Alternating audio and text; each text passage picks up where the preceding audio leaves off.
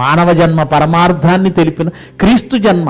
ఆయన ఈ భూమి మీద పుట్టి 33.5 సంవత్సరాలు బ్రతికి మనం ఎందుకు జన్మించామో, మన జన్మ వెనుక పరమార్థం ఏమిటో మనకు తెలియజేయడానికి. ఏంటి మన జన్మ పరమార్థం?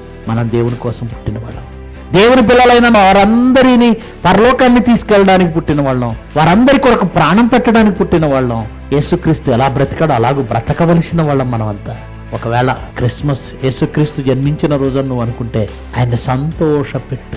ఆయన ఎలా సంతోషపడతాడు? ఆయన ఎలా సంతోషపడతాడు తెలుసా? 99 మంది నీతిమంతుల విషయమై కలుగు సంతోషము కంటే మారు మనసు పొందు ఒక్క పాపి విషయంలో అధిక సంతోషం. అందుకే 99 గొర్రెలు ఉన్నాయట, కానీ అవి అన్నీ ఒక గ్రూపుగా ఉన్నాయి కాబట్టి పర్వాలేదని వాటిని విడిచిపెట్టి ఒక్క గొర్రె కోసం వెళ్ళాడట వెతకడానికి.